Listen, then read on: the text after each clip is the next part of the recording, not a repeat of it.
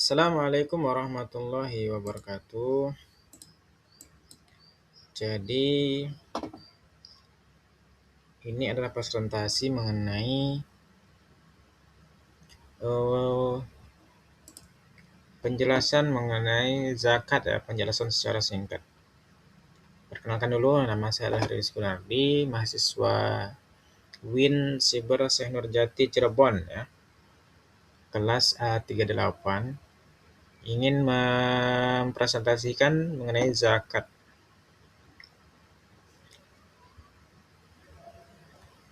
Ini rukun Islam yang selanjutnya setelah kita mempresentasikan mengenai haji dan umroh.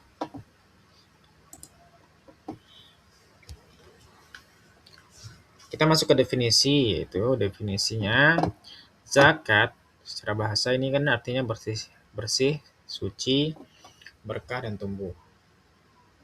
Ya. Kemudian yang kedua, hukumnya wajib bagi setiap muslim dan merupakan rukun Islam. Kemudian penerima zakatnya disebut dengan mustahik, yang memberikan zakat disebut dengan muzaki. Muzaki pemberi zakat, mustahik itu penerima zakat. Jadi zakat ini merupakan kewajiban bagi setiap muslim yang telah mencapai nisab dan haul tertentu ya. Nah, zakat ini dibagi menjadi dua. Ada zakat mal atau zakat harta, ada zakat fitrah. Zakat mal atau zakat harta ini bisa emas, perak, uang, ya, ternak atau hasil bumi yang kita hasilkan yang telah mencapai nisab atau batasan-batasan yang telah ditentukan, batasan minimum ya, dan haul yaitu 1 tahun kepemilikan kita. Ya, kemudian zakat fitrah. Dan zakat fitrah ini yang kedua adalah zakat yang wajib dikeluarkan di bulan Ramadan, di akhir bulan Ramadan sebelum Idul Fitri, sebesar 2,5 kg beras atau makanan pokok yang kita makan. Ya. Selain beras boleh, yang penting makanan pokoknya misalnya ubi itu bisa jadi zakat, tapi kalau kita itu jadikan bahan makanan pokok, mungkin bukan di daerah kita tapi daerah-daerah luar ya, atau misalnya yang lain lah, daerah lain banyak. Ada beberapa golongan yang berhak menerima zakat sebagaimana ini surah At-Taubah ayat 60 ya. A'udzubillahi minasyaitonirrajim.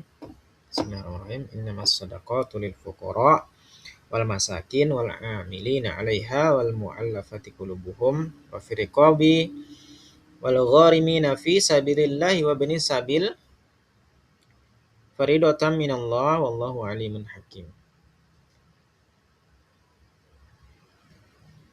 Jadi orang-orang yang berhak menerima zakat digolongkan menjadi 8 asnaf, 8 golongan. Yang pertama fakir.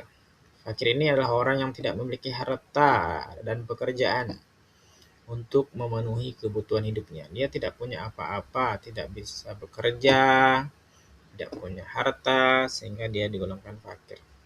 Kemudian miskin ini adalah orang yang punya harta dan pekerjaan atau punya pekerjaan tapi tidak bisa mencukupi kebutuhan sehari-harinya, kurang. Bandingkan dengan fakir tadi lebih lagi, misalnya orangnya tidak bisa bekerja, sakit, ya udah sakit, miskin kan, itu disebut dengan fakir, tidak punya apa-apa. Kalau miskin dia bekerja ataupun punya harta tetapi tidak bisa mencukupi untuk kesehariannya, misalnya bisa beli beras tapi tidak bisa beli lauk, bisa beli lauk tidak punya beras, ini orang miskin. Kemudian amil orang yang bertugas mengumpulkan atau menjaga atau mendistribusikan zakat, ini orang yang bertugas mengumpulkan zakat, menjaga atau mendistribusikan zakat kepada orang-orang yang membutuhkan zakat. Kemudian ini ada namanya mu'allaf. Mu'allaf ini artinya orang yang baru masuk Islam atau orang yang dibutuhkan untuk diberi karena ingin melembutkan hatinya, ataupun orang yang udah tertarik kepada Islam, belum masuk Islam, tapi hatinya tertarik kepada Islam, boleh. Mu'alaf ini bukan berarti dia orang yang baru masuk Islam saja, tapi orang yang tertarik kepada Islam bisa. Ya, dengan untuk memperkuat ketertarikannya kepada Islam. Yang dilembutkan hatinya, artinya mu'alaf ini yang dilembutkan hatinya. Kemudian yang budak, kelima, budak. Orang yang sedang berusaha membebaskan diri dari perbudakan. Jadi zaman dahulu ini ada namanya budak, hamba saya. Jadi orang ini berhak menerima zakat. Kemudian gorim, orang yang memiliki hutang dan tidak mampu melunasinya. Ya.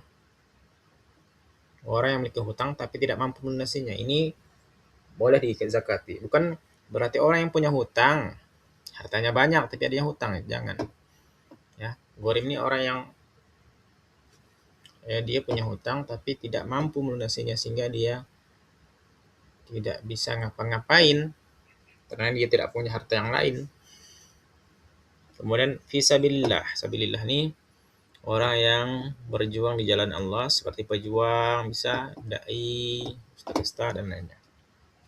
Kemudian musafir. Orang yang dalam perjalanan dan butuh bantuan, bukan perjalanan yang misalnya perjalanan untuk kemaksiatan, tapi misalnya dia perjalanan dalam perjalanan apapun, tapi yang penting dia bukan dalam kemaksiatan dan butuh bantuan, ini boleh dikasih zakat. Hikmahnya yaitu yang pertama, membersihkan jiwa kita dari sifat kikir dan sombong. Kalau kita membayar zakat, maka itu akan menyucikan hati kita dari sifat kikir dan sombong serta menumbuhkan rasa kerendahan hati kita terhadap orang lain.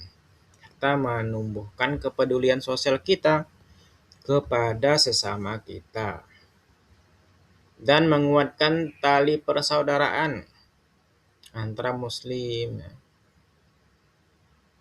Memperkuat ukhuwah.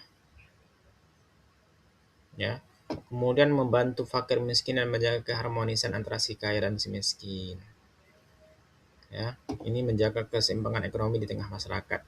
Bukan cuma ada si kaya, tapi ada juga orang-orang yang si kaya ini memberi kepada orang yang membutuhkan di bawah dia. Tentunya akan menimbulkan keseimbangan ekonomi ya di tengah masyarakat dan terciptanya harmonis antara yang kaya dan miskin.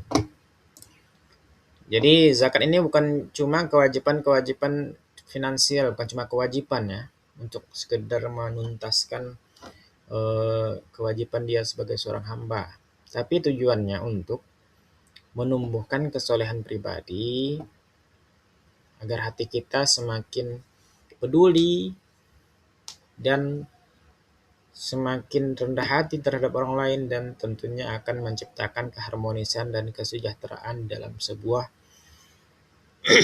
lingkungan ataupun sebuah masyarakat. Demikian sedikit, mudah-mudahan bermanfaat. Assalamualaikum warahmatullahi wabarakatuh. Nanti saya akan upload di YouTube.